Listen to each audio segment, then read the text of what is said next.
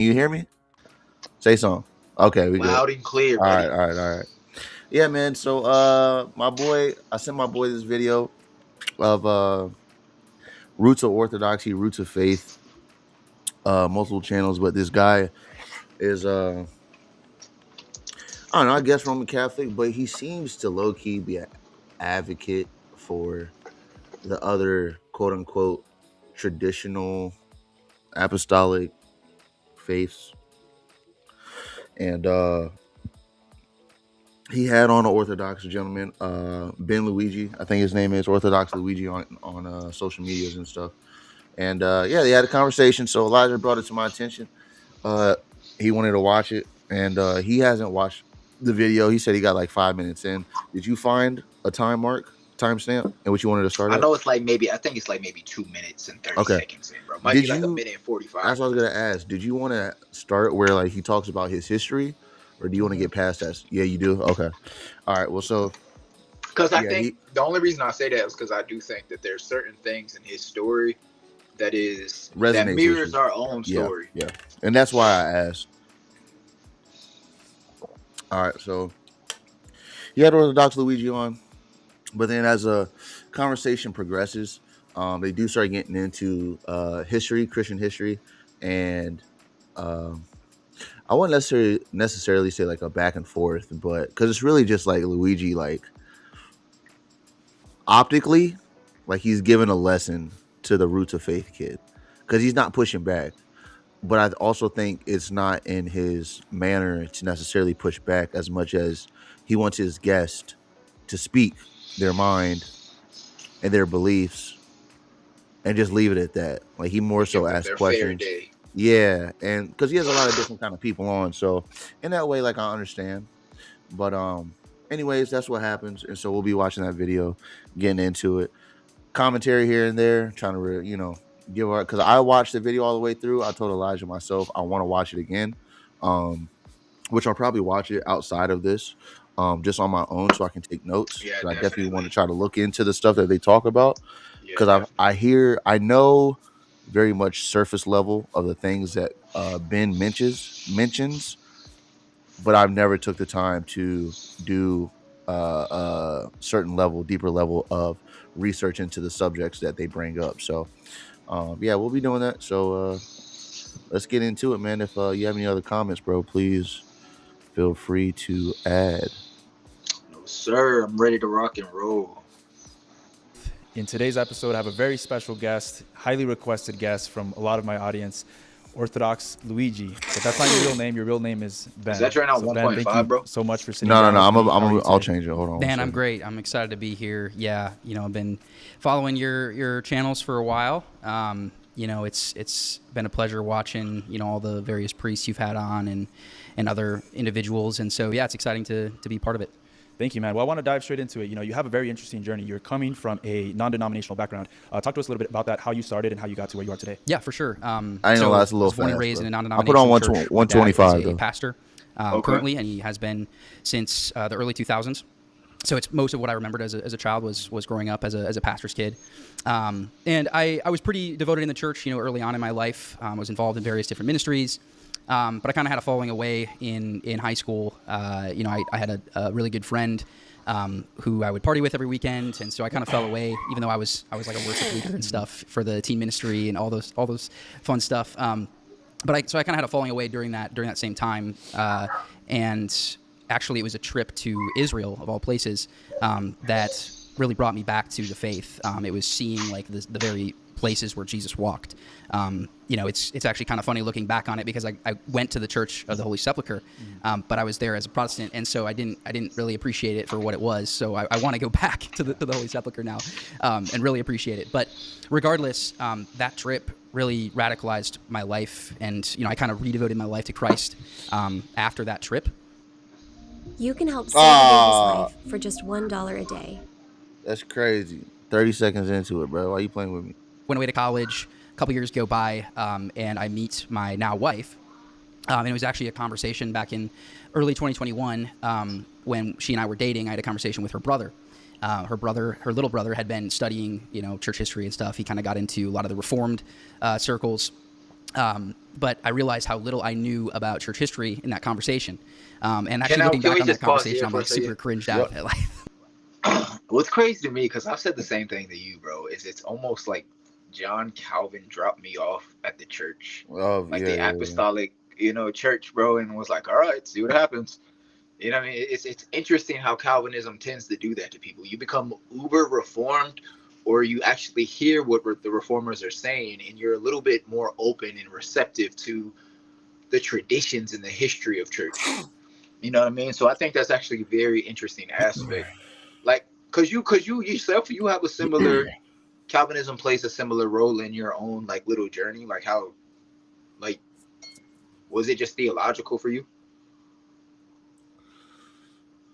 Yeah, I mean, I don't know. I guess because I mean, honestly, for me, it's like when I first believed. It's so funny, bro. I always think about this, and I know you. I've probably said it to you like enough times over in the past of like when I was in these Bible studies or whatever you want to call them, gatherings, whatever, and Bible buddy, studies, buddy, whatever. buddy would ask. He was like, "Who came to believe in Jesus through experience?" And like something happened in your life and it made you believe. On some like miraculous stuff, and everybody would raise their hands. I was like the only one, bro, that didn't. And he said, "Who came to believe through, um, who came to believe through like logic and whatever." And that was me. Are you there, bro? I'm here. I'm here. Okay, yeah. So when it came to like looking into Calvinism, it was the same effect of what at the time. Hindsight 2020, it's disastrous. But what made the most theological, like Disastrous. cohesively made the most sense to what I'm reading, the words on this paper that we call the Bible. And at the time, it seemed to have fit. Like it made sense to me. So, and honestly, like it seems to be like for the people that try to live a life of like logic, rationality, reasoning, Calvinism captures those minds, like those kind of Indeed. thinkers. It captures them a Indeed. lot. I noticed that a lot of Yeah, times, yeah, bro. yeah, It's the kind of people that try to have that kind of mindset. But I don't know. There's a certain place in which I found. I remember the first time I ever met Deacon John at church. I told him that uh Calvinist at the point when I started questioning limited atonement, which led me down the path towards where I am now of yeah. orthodoxy, was that it seemed like I was reaching. I literally could like I was I was in arm's length of reaching the ceiling theologically of like I don't feel like I can grow anymore. And it was at that point where it's like I came across I the can see that. question of what limited atonement really means, and then I started questioning that, and then I started questioning the other 5 points of Calvinism, and then I looked into the history of the church, and now this is where I'm at now. And now it's like I'll never grow enough. Like that's what I feel now, as opposed to where it was with Calvinism. So, but on the So on the offset, it was like this is what makes sense yeah, logically. yeah. Yeah, And I think that is a part of its appeal, is that even I think that's what attracted me as well, is the logical sequence of it all. right. That's a good And word, it, is it seemed sequence to too. fit. It seemed to fit, like you're saying, and it just seemed to resonate with my own personality style. But I find it interesting that you say that there was like a ceiling that you couldn't, I'm saying, Yeah, that you hit, because the truth is, as bulldog as many 5 point Calvinists can be, and they're quick to defend the faith against any religion. I love it. It's fantastic. But at the end of the day, like, you're right. Like, there's something about Calvinism that can make you feel not boxed I in. feel like I was about to say Boxed in. constricted. I was about to say Yeah, constricted. boxed Yeah, in maybe. yeah, yeah. Yeah, so that's interesting, bro. So It's interesting. It's interesting. So I guess we continue to see what Yeah. Luigi or whomever this guy is says next. Whomever. my responses to him. But it helps me give a perspective to like now when I engage with Protestants, like I can understand like where they're coming from because I was in those exact shoes. Regardless, that caused me to really start searching, into church history, and I picked up a book by Roger Olson, who is actually a evangelical scholar.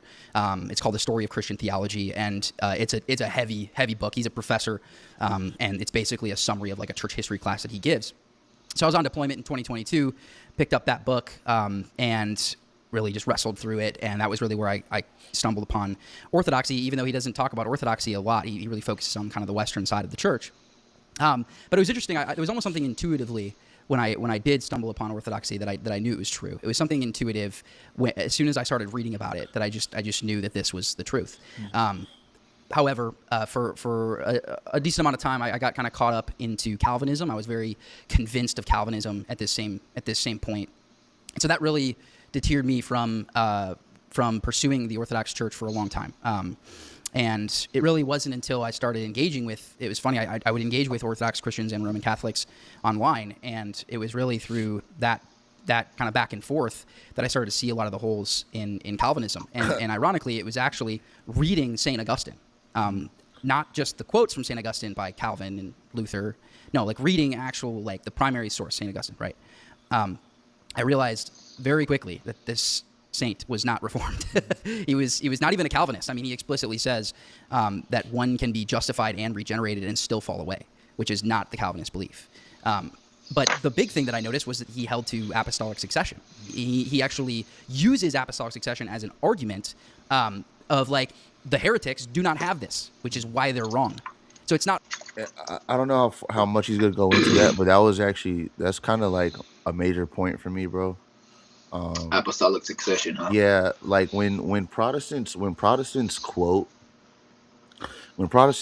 these older church fathers, obviously Augustine is on top of that, that list. But I was hearing about the sola scriptura argument, and the books that are in the Bible for Protestants correlate with Saint Jerome, and they'll use that as a proof of we had the books of the Bible that we have were in the older church, as if that's a justification. But when you look into the ecclesiology of Saint Jerome, it's not your it's completely different. And apostolic succession is a focal point of that ecclesiology, is that this is a authority that is passed down through the giving of the Holy Spirit, which is by the laying on of hands, which is chrismation. And no Protestant believes that, bro. Like, in the strictest sense, there may be of the same terminology of like laying on of hands, but it's not the Orthodox or Catholic understanding. The first 1,000 years of church ecclesiology of what it means to pass down the normative authority to be able to bind one's conscience to dogma that the church prescribes for the laity. Mm-hmm. I feel like that was a very efficient way that I just said that. I feel like that was a good Very succinct. articulation. Yeah. So, but yeah, so we'll carry on. But I don't know. I just We think ain't I gotta wanted to carry point on. that out when I heard it. But go Nah, ahead if you want. because I Got something mean, to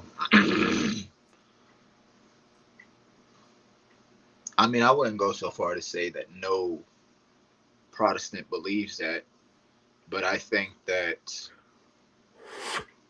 what They what don't I believe think in would be apostolic succession, unreasonable, though.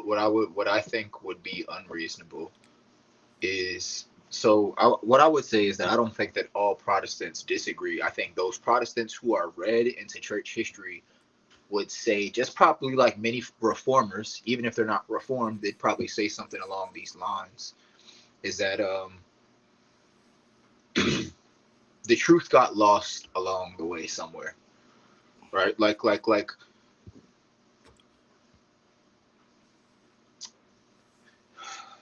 how would you say it, bro? Like the laying on of hands, like let me use this for an example. The practice of simony, for example, in the medieval church, and I don't know to what extent simony was taking place in the East, but I'm sure it was, bro. To buy this bishopric, we'll just say in Vienna, and then you buy another bishopric in Ravenna, and then you buy another bishopric right there on the shoehorn of Italy. And what's lovely about all these bishoprics? They're lovely vacation homes. But you know what's most interesting than anything is I had enough money to make myself a shepherd of the church. And guess what? My hands were laid upon me. What do we do in a situation like that? And so I think that it would be irresponsible to merely say that the reformers weren't getting at something. They were getting at something. But I think that we all got carried away. Like, this is my genuine belief. When I say at least in the West, because, you know, the East still, they're like, that's y'all's problem. But I do believe that in the West, bro, everyone got carried away with their own opinions and nobody fought for unity. Everyone, that's beside the point. But the point is that I'm trying to make is that somewhere down the line, the structuring of the church became so abused that how do we identify that the hands that were laid upon this person aren't being misappropriated or aren't being misused, aren't being abused? You know what I'm saying? This man pretty much paid to have his hands laid on him, and it happened. So, I mean, that is a valid objection to an extent. I'm not mad at that.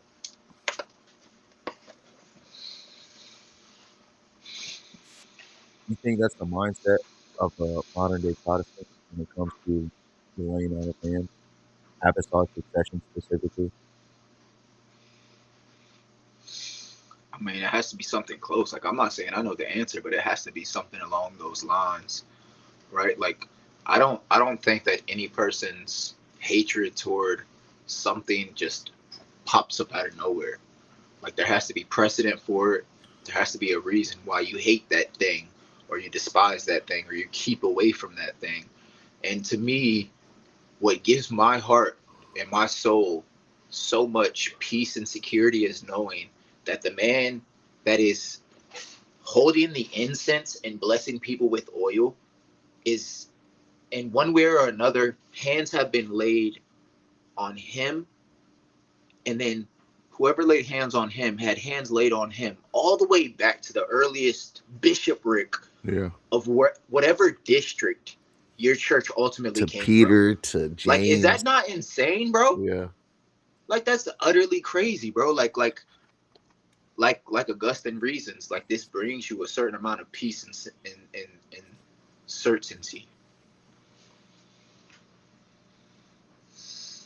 Yeah, but I'm not saying I got an answer, bro. I was just throwing that out there, bro. Fair you know, I was just, I don't know. Only that they're wrong theologically; it's that they're wrong because they don't have succession back to the apostles. And I realized very quickly that I don't have this in the Reformed Church.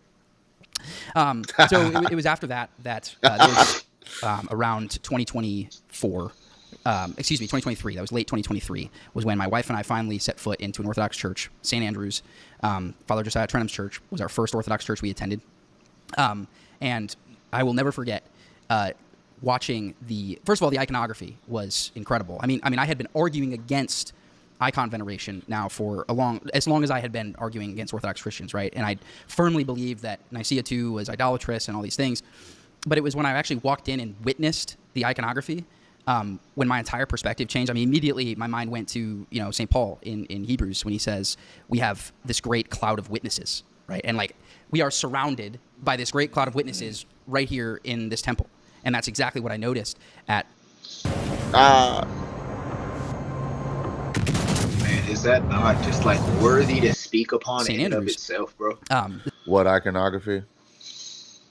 No, just the fact that the iconography represents, it creates the impression upon the senses.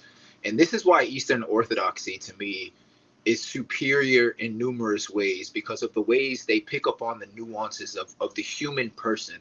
They say, look, not only are you going to come to church, but you're going to come to church around flat laid images that are not engraved. They're not anything that breaks the commandment, but it stands there to remind you that you are surrounded by a great cloud of martyrs. That's what that word witness literally translates from the Latin.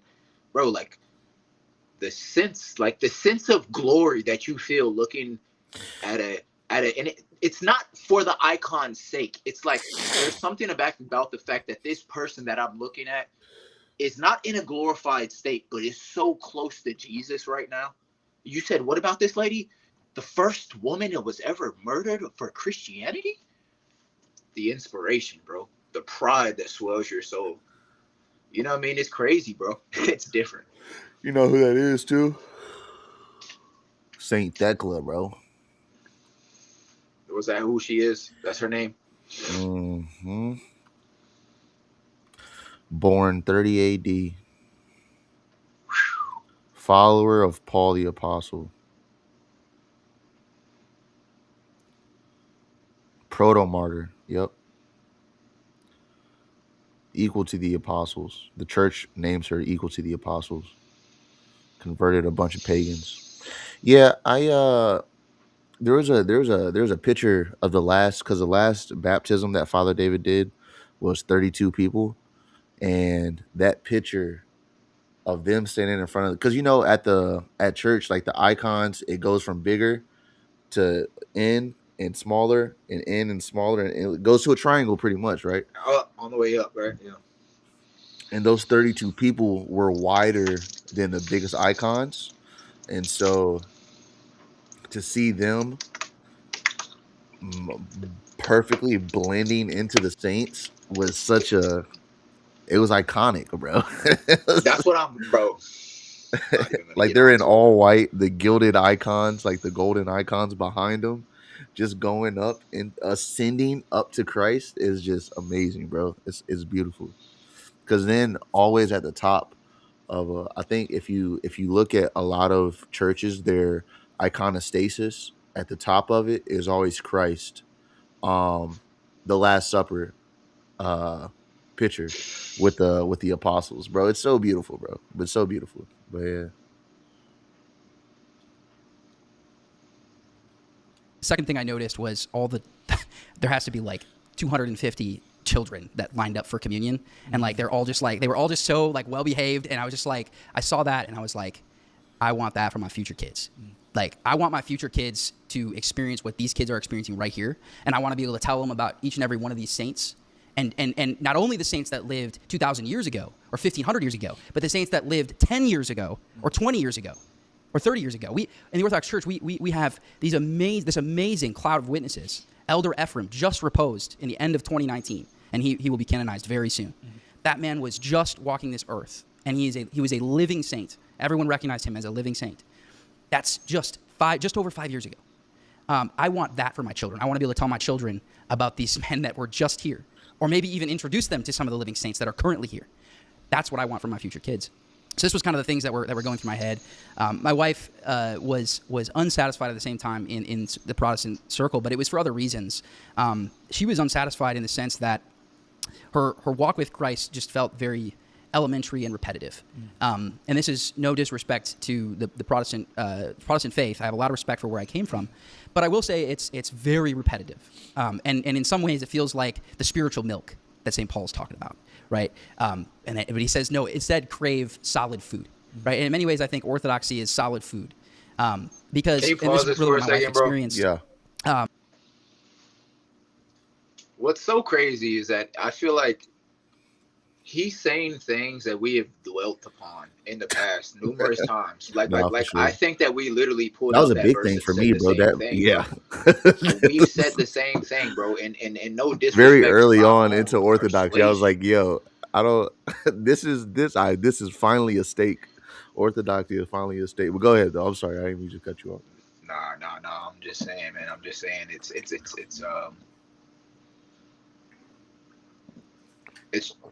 It's my. Go there's got it. to use a Pentecostalism, God is doing something. Like God is on the move, bro. Like I'm Yeah. not joking, bro. Like he's on the move Bro, Saint amongst Paisios says age said groups. America will be Orthodox, bro. And I think we're in the The coming beginning the stages of this bearing, age. yeah, the yeah. You know what I think is interesting, right? Here's what I genuinely believe is that I think I don't I don't know if I maybe should say this because I don't know if I'll be able to say it succinctly.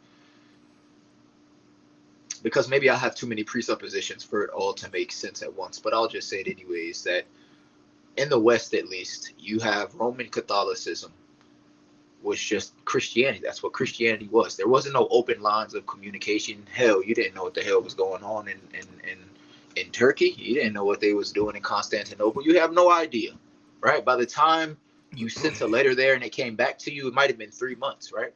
Everything changed about that place, right? So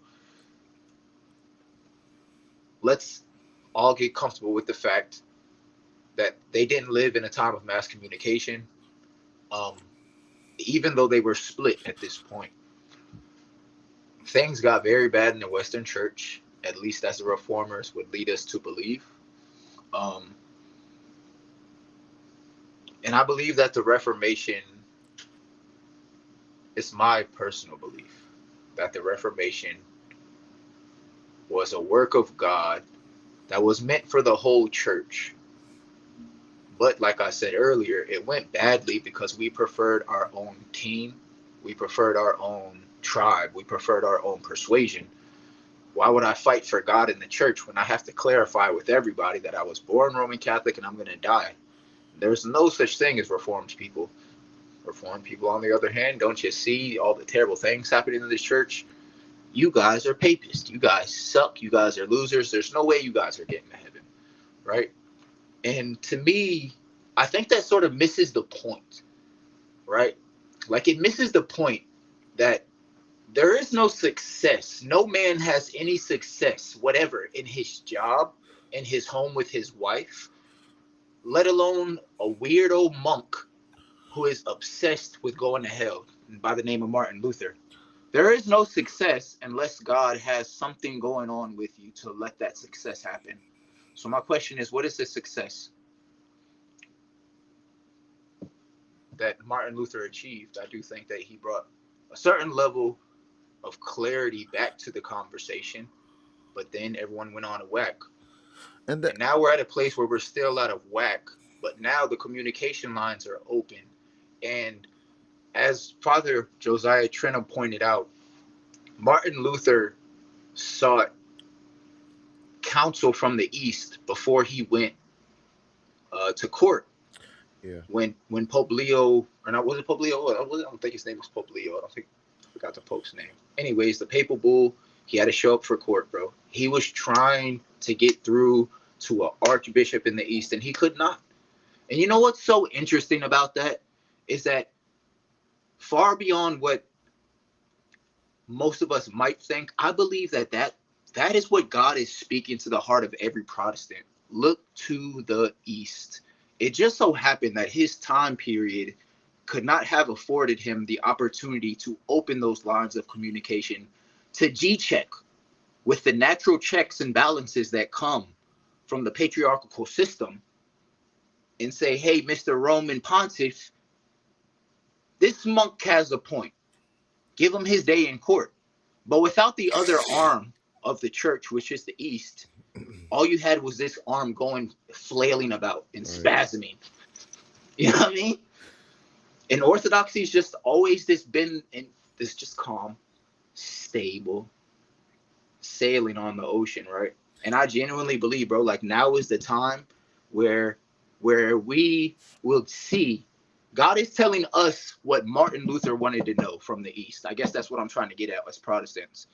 Like God is telling us from the East what Martin Luther wanted to hear. It wasn't, I have things to tell you, but you're not ready to hear them yet, Jesus says, before he goes on the cross. Lord, we want to hear it. No, you're not ready. Martin Luther wanted to hear it. The world's not ready. The system, the world system's not ready for that. But that's a long diatribe, bro. Let's say you think this is that time, huh? Bro, I genuinely believe that God is gonna bring the church back together. I really do Yo, believe that. there's a couple prophecies from actually, I think it's like two different saints that talk about when real martyrdom comes to America, the first thing, well, not the first thing, but the effect of that, um, what happens. Well, maybe not martyrdom necessarily, but when chaos happens in America, when stuff really starts to begin to go down. In that respect, I know what you mean. Yeah. And people are going to flee to the monasteries. And I think about that all the time, bro, where it's like, oh, like where in West Virginia, they only have one building. They're gonna be like, yo, we gotta find some room, bro. We gotta make tents or something because people are fleeing in fear. They're running to Christ because there is no other escape from what we all either consciously or subconsciously will Wow. acknowledge Wow. is coming to us as a humanity. Like on the level of just straight humanity, we're all going to go through the same thing at some point in the history of the world. And people are going to run to Christ and they're going to flee to the monasteries.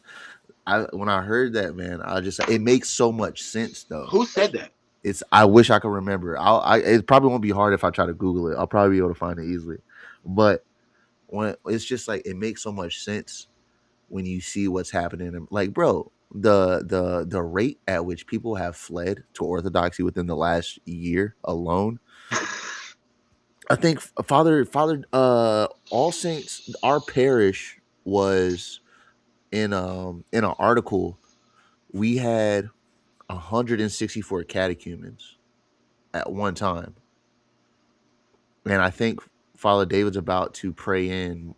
It might be tomorrow, actually, because yeah, I think so, because he had a meeting with the catechumens tonight after Vespers. So he's probably praying in more catechumens. I don't know how many it's going to be, but there's a lot of people coming in, bro. And when you think about like the next, especially like after whatever happens with his presidency, whatever our country specifically begins to turn into in the midst of this next 5 to 10 years, like we're going to be seeing some crazy things. And I think in the midst of that, because this is the thing too, the saying is within Orthodoxy in America, it's like it's America's best kept secret pretty much, is that nobody really knew about Orthodoxy in America until the last about like maybe 2 years, bro.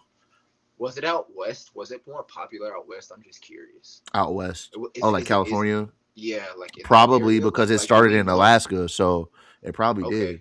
Okay. It probably did. I wouldn't, I would, because I think even Father Josiah talked about it was like in the 80s. There was a couple places in California where they had some nice Orthodox churches, and he's from California, so I'm not sure because even Father David, he's from California too. That might be something that I can ask him, but yeah, man, it's just like you foresee what's about to happen. You see it happen like in real time, and it's crazy that we're a part of that.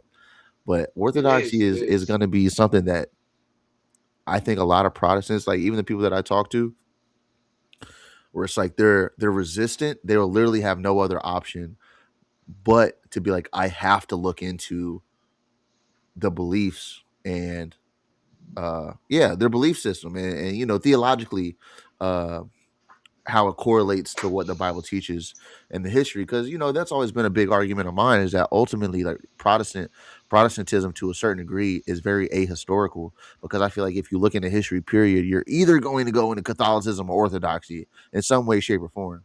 Like if you look into the history, you can't help but to give credibility to apostolic succession, to tradition, the passing down of tradition, apostolic See, but tradition.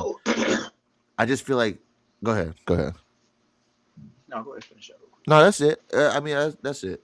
That's it. I just had this thought. The reformer Martin Luther never intended to break away from the church. I can't really hear you that much, bro. I said Martin Luther. Can you hear me? Yeah, you're good. Where's this microphone at? Is it on my headphones or Sound is like it it's on your phone. Hello? It changed. Does It this just changed. sound clearer now? It sounds different, but yeah, it sounds good. Excuse me. So now I probably sound uglier at the same time. Yeah, when you Reformers, just did Martin that. Luther. Yeah. Martin Luther, John Calvin, um, Ulrich Zwingli. These gentlemen didn't want to break away from the church. They literally wanted to redo how church was done, Reform. restructure some things exactly. Reform. And the highest authority said, no, we're not going to do that. And I think the reason why, like, because you say it's That's so what, ahistorical, you got my mind going. And now it that, makes sense go ahead. why Protestantism is so ahistorical. Because John Calvin, Martin Luther, and Ulrich Zwingli, they never intended to set up a new church. They only intended to clarify what the Bible is saying, especially as they saw a lack of the preachers doing it. So it's just like when you read into the history of the Reformation, you have people who were already in Rome at the time who were been saying that there should be Reformation, right? You have people who some people agree with Martin Luther, but they stayed in Rome. You have some people who disagree with Martin Luther, but still believe that we needed to take a different avenue to Reformation. So I guess what I'm trying to say is that in this weird way, you're right, bro. Like Protestantism is this ahistorical thing that sort of floats outside of the main two hubs, East and West. And they float outside in the same way that random scholars inside the church with their own ideas float in the church. Does that make sense? Yeah. Like Because it's for like it's the because this is my thing too, is it's the I think I know the I'm this is I feel like this is a prideful statement, but I feel like I know the Bible more now as an Orthodox than I ever did as a Protestant. And I say that just in the way that I interpret the scriptures that I read now. Mhm. And I think if I could try to articulate it, it seems as if the because it's like a benefit and a problem at the same time. Like it's a good thing that a Protestant, because I wanted to use this word, is hyper focuses on scriptures. Like Mhm. that's beautiful. Mhm. But like the Ethiopian said in Acts 8, if I don't have anybody to teach me, How do I know? how do I know what I'm reading? And so when it comes down to somebody that's in their room, in their secret place, and they're reading scripture by themselves and they're praying, it's like, bro, that's a beautiful. I'm glad that you're trying to seek out God through the scriptures, but at the same time, you have to humble yourself with the understanding that you're a child in this game, and there are people that have done it for a lot longer and a lot more thoroughly than you have in your life. And the lack of submission in that sense, I think it does come down, unfortunately, to a prideful situation because they have the scriptures without the church. And that's where the ahistoricity comes into play at, when you don't have the church to guide you into the scriptures that you think you know. And once I came to understand that, it's like I look at the Bible completely different now when I read it. There are certain verses that because even when I was in, I think it was like, it might have been Acts 8, actually, the magician in the book of Simon Acts. Magus. Yeah, Simon the magician, right? He saw that the apostles were laying hands on people and giving them that's why he wanted to buy his way in, That's why. because the Bible says that he saw that the passing down of the Holy Spirit was by the laying on of hands. And I never read that like in the same way that I have after I went to First and Second Timothy and understand that chrismation is the way that the Holy Spirit is passed down. And I read Acts and I'm like, why have I never seen it? Like the book of Acts is probably after the Gospels is one that I kept going back to over and over again because that's the most historical book in my mind Oh, when it comes to absolutely. the formation of the Absolutely. church and understanding Mhm. ecclesiology. So I kept reading it so I could try to understand Excuse how the me. church worked. And I read it not too long ago, and I'm like, yo, the evidence is literally right there, is that he saw the passing down of the Spirit was by the laying on of hands. So he wanted to pay for the power to lay hands on people so that he can perform miracles. Like, that's crazy, bro. That's a crazy Mhm. thing. But we Mhm. don't read it that Amen. same way as a Protestant. But with the Right. church, with the guidance of the church and her wisdom, knowing that her wisdom is better than my wisdom, because as smart as I think I can ever be, I'll never be able to amount to the saints that came before me. Mm-hmm. I submit to that. And now I read it in a completely different way. And I feel like the way that my mind has been opened, it comes to like back to the Calvinist thing where like now there is no ceiling. Like I'll literally continue to grow for the rest of my life. Right. Through all the ebbs and flows of what it means to be a Christian. But yeah, I know I feel like I kind of tangented myself right there. But I don't know, man. There's just something to be said for those that think they know what the church is, but they've never experienced it. Yeah. Yeah. And I think that like I'm be honest with you, man, like on a certain level, like the fact that there is no idea of apostolic succession, it's telling why, right? Like to me, I see it like this. Like in my mind, maybe I'll work it out like this. Because John Calvin and Martin Luther were not trying to change necessarily what the church did, Yeah, that's crazy. but how it preached to people, they already assumed the mechanisms in place. You see what I'm saying? Of course they agree with apostolic succession. Why are you talking to me about that? Right? Of course we agree with you know what I'm saying? Like certain things of priest, XYZ, XYZ. The question comes down to that's interesting. I'm gonna have to explore that question more. But does that make sense, bro? Perhaps they already assumed it, and because they assumed it, they didn't find it necessary to talk about. Yeah. And other people, because they didn't see it being spoken about, assumed that they didn't care about it. But that's what it is now. It's like when I talk to a Protestant, I ask what the church is. It's like we are like it's just assumed. It's presumed, bro. It's a presumption. We are the church. I am the church. You are the And church. that is true. That is true. To a degree. But there's also a physical there's actual physical boundaries of what makes the church, and this has been understood from the first century with Saint Ignatius. Like you read his epistles, you can understand. He says where the bishop is, that's where the church is. And we ain't talking about TD Jakes. We talking about actual bishops that have been handed down from the apostles that authority to oversee. Now, would you say that did you name you named Irenaeus? Ignatius. So tell me if you would agree with this reading. Part of his reasoning for saying that was that in the tumultuous early age of the church, where the definition of faith was still being worked out, it was necessary that there was an authority in place that spoke, because there were so many voices, so many easy ways to be bamboozled, so many avenues of being bamboozled. We had to have somebody who was official, like the village chief, right? But would that ever stop? Even if we come to like define what faith is, you know, like we could still, that's why like we need a priest. That's why we need a spiritual father, because we can always be bamboozled. And that's one of the first things I understood. But I agree, but that's what I'm saying. That's what I'm saying. Yeah, that's what I'm getting at. Yeah, okay. Yeah, for sure. Yeah.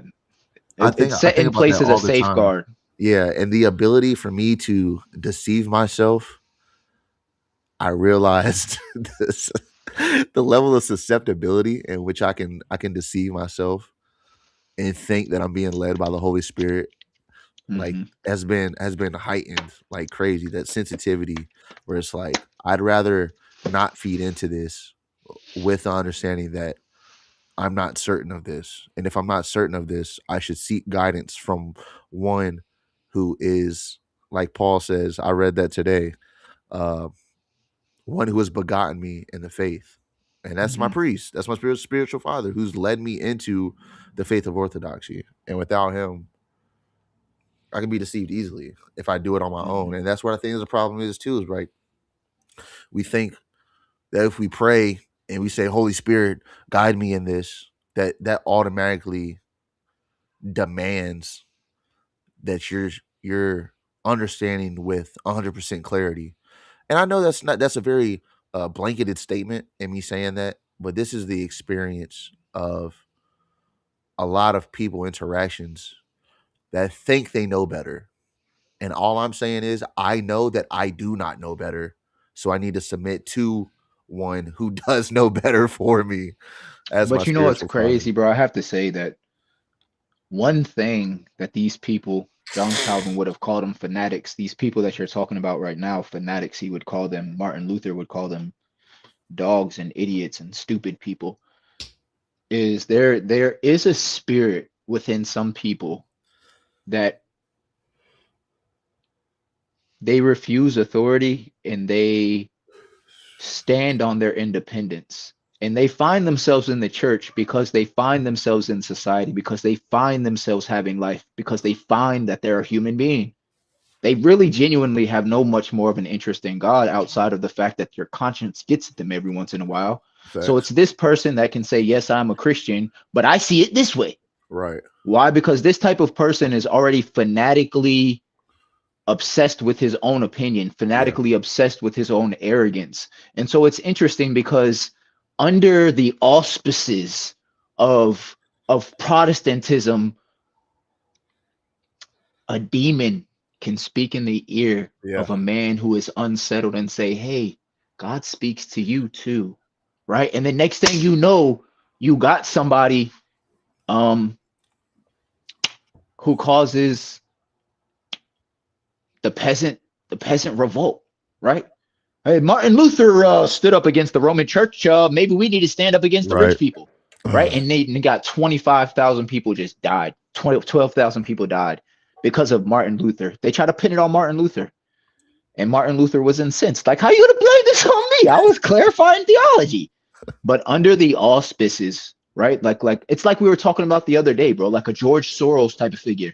Ah, never waste a good never waste a good Chaotic moment. Yeah. there, yeah, I'm not gonna lie, bro. I'm not gonna lie. There are many goats and there are many wolves that have led Protestantism to where it is today. And And many of these yeah, I people agree. who are sheep genuinely believe that they are following God. Right. And well, let me say this too, bro, because this is one thing I kind of struggled with is when I asked Father David if he thinks that Protestantism brought like any good um to the faith, and he said no. And I understand why he says that. I completely understand why he says that.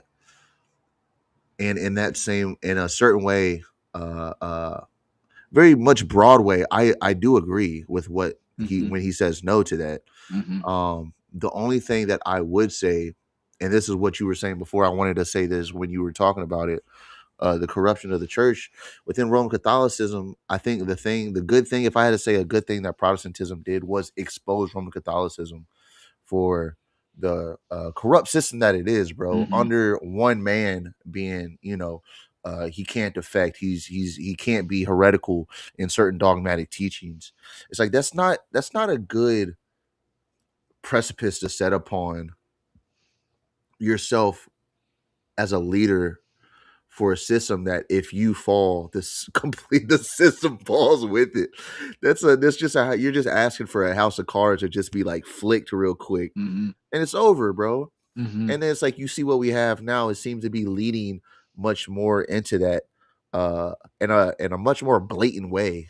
mm-hmm. That like back then it was still to the point where they could still, you know, I don't know if colonize is really the word, but Yeah, they took over the world, bro. Like yeah, I think yeah, we have to understand, like half the world was legitimately under Roman Catholicism yeah. for a very long Latin speaking time. people. Yeah, Was yeah, for a very literally. long time. Like they did some stuff. So it's like they still had the ability to affect people, even though you had people like Martin Luther that are Mm-hmm, calling stuff out.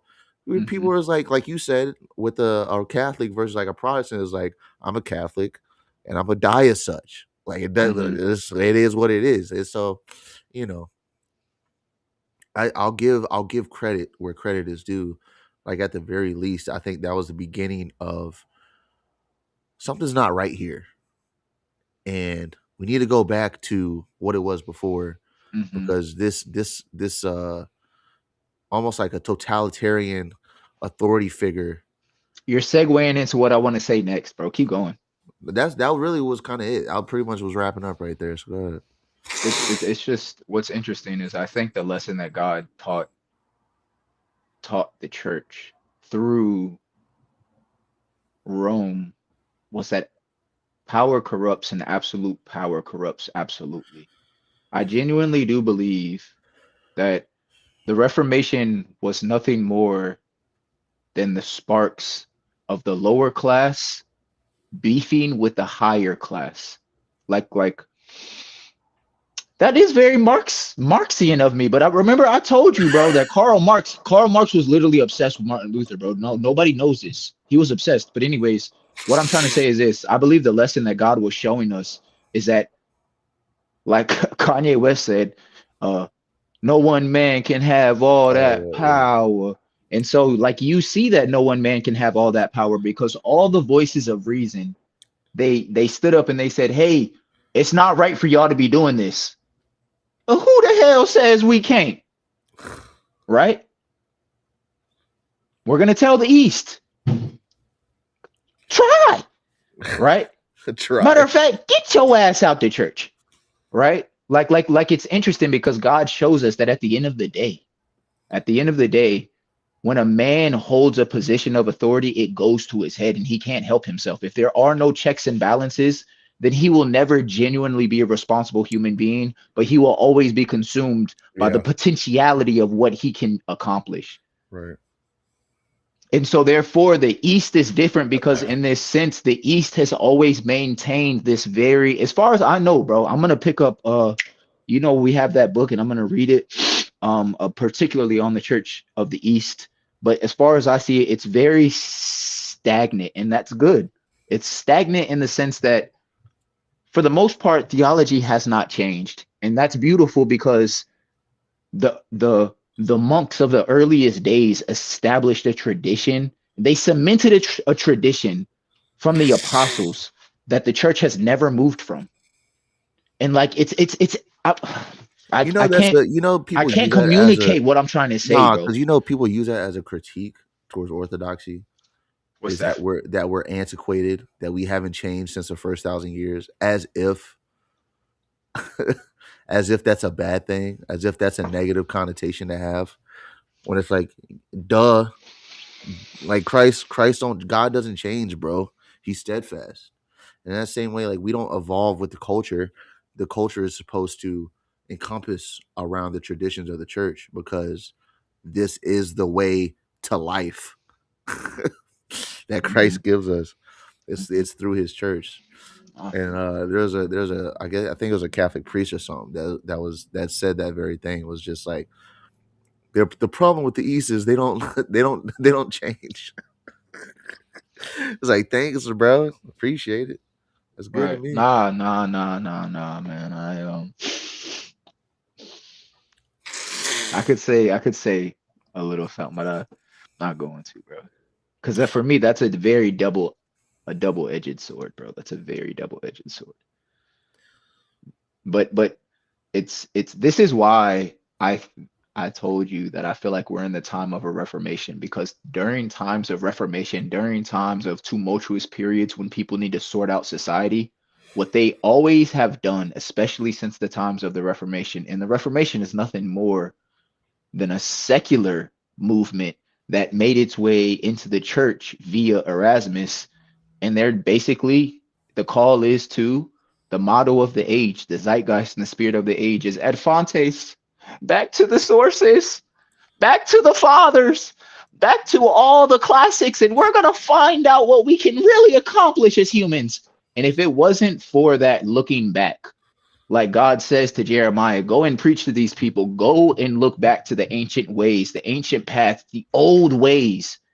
Bro, people are looking back, and no wonder that orthodoxy is receiving so many people because I think that people sense in their spirit that something's not right, bro. Yeah, at all. And that's what's crazy. It really is actually. It's like Gen Z. It's not even like, wait, is it Alpha? No, it's millennials then Gen Z. It's like Gen Alpha, bro, are the ones that are low key like, I don't like this life that I was born into. I don't like this society around me. Everybody just wants to do drugs and This be cool sucks. and I was like, being cool is not cool, bro. Like something's Nah. wrong. Something's wrong with this. Good is bad. Bad is good. Let me check out this Orthodox thing because they seem to have something going over there. Like, that's really what's happening, low key, bro. You want to wrap it up, bro? We're wrapping it up, bro. We're right there at an hour, baby. All right. We're wrapping it up, man. I mean, we where are we got at? What's the timestamp? 8 minutes, bro. I told you we ain't getting far with this video, bro. 8 minutes and 3 seconds. But you can't tell me this video did not facilitate almost everything we've been wanting bro. to bring to the internet. I think we found our medium, bro. I think we found our medium. Hey, yo, hold on. Let me see. Just we gonna get into in the next episode, or to be continued. Let's see. Let me see what he starts talking about. Was kind of this shallow, like it sort of stops at this Jesus died for your sins. It's like, okay, like, bro, he's taking the words out of our mouths, bro, and this is what we're saying. What did you just say? What did I just say? People PSA, sense, bro. We gonna talk about people PSA, sense, bro. People sense, bro.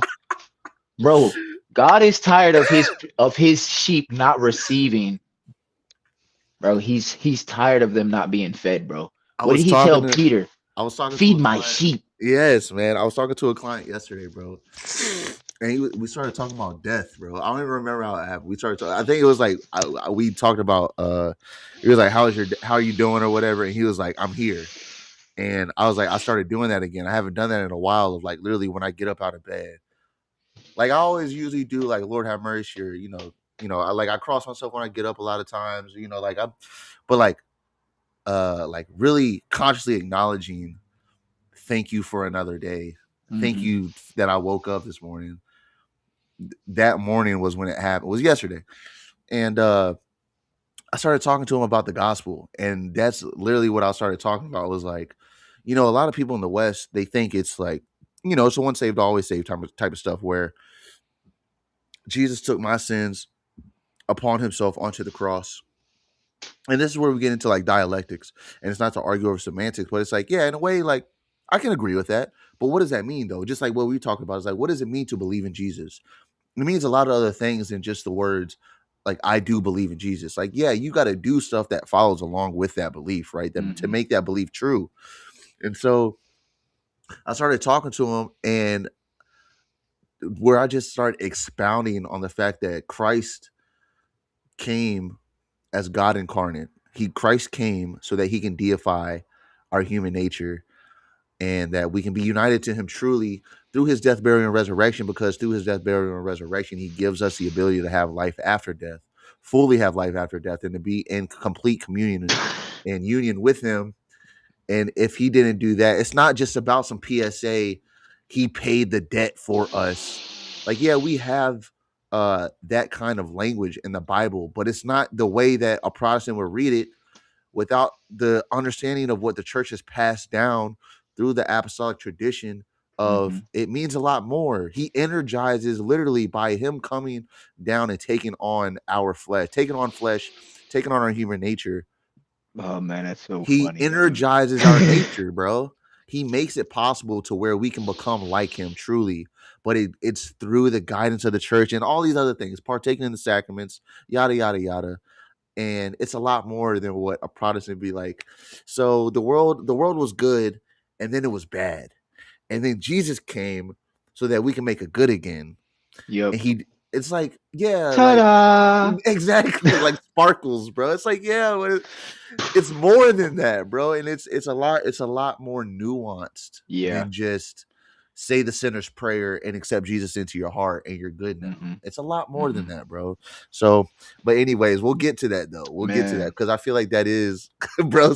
So, bro, that was 5 seconds that I played extra, bro. Already. Let's wrap it up. Let's wrap it. If you want to have any quick little enders, don't go off into nothing crazy. Let's just wrap it up. Hey, look, ladies and gentlemen, hey, jump on board, man. God is calling all of us, man. Like, all I'm asking you to do, like even you, Chris, like I'm in this period of my life, bro, where I'm trying to listen. Like, what is God saying to me? No, for sure. You know what I'm saying? The truth is, God speaks to all of us through our conscience. And at the end of the day, if we're all quiet enough to listen, and we learn the lesson from the monks, we will hear him. You know what I mean? And peace will come to us, bro. And man, there's just so much I want to say, bro, because this is just such a lovely topic, bro. It's just such a lovely topic. I just want to say this last thing, bro.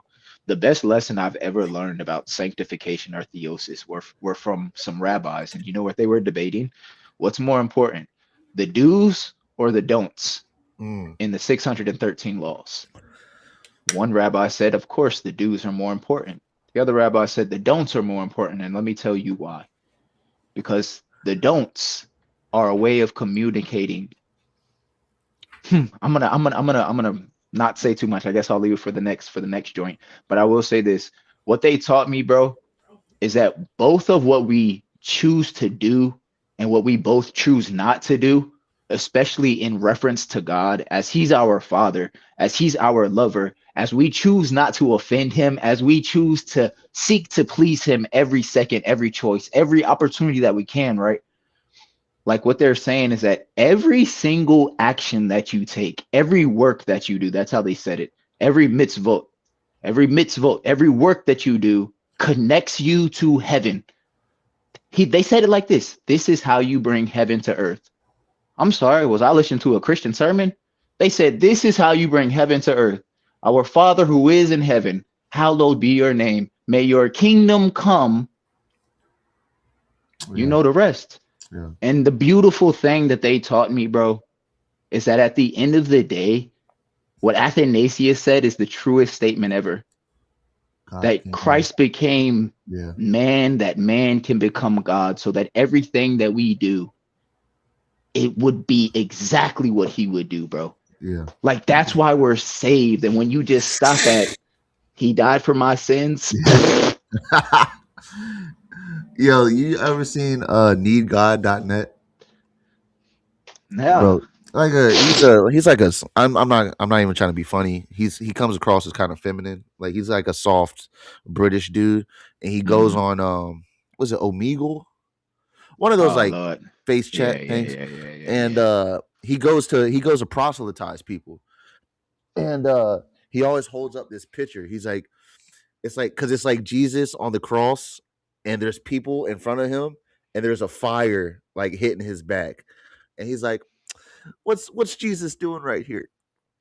He's taking the pain for you. He's taking your hell. I'm like, bro, it's like, all right, bro, like we get it, bro. Like he died for us, bro. But like the penal substitutionary stuff, that it's just a one and done. He paid it all. He did it all on the cross. It's like Paul says, I feel what's lacking in the what's the word, bro? In the sufferings of Christ.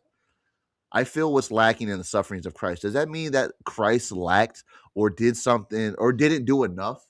Like, obviously not.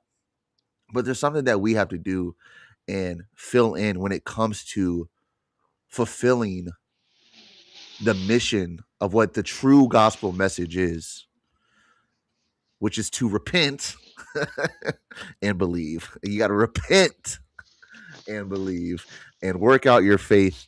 And man, let's finish this up, bro. Let's. I'm not saying nothing, bro. You got the rest. I'm not. I can see it, bro. I can see. Hey, bro, the gears are turning, but that's fine. I'm gonna keep my mouth closed, bro. I love this guy, y'all. Hey, go subscribe and like this guy, yo. This guy's a genius, dog. John Calvin, bro. Calvin's words out here, bro. It's my boy Elijah, man. Love this guy right here, bro. This is a guy. Bro, right stop. Here, All right. Enough bromance. All right, well, we're gonna continue this, man. We'll figure it out off stream. But yeah, until next time.